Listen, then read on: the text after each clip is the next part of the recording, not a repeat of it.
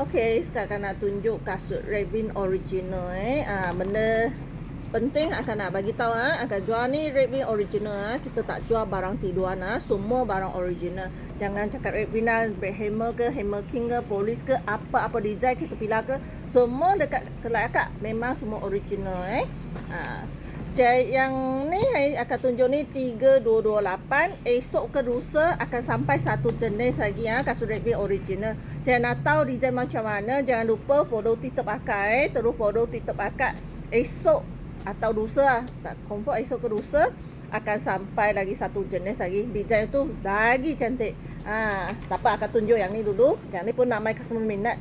Itu dah datang sekali, depan tu namai minta nak ni masuk lagi 3228.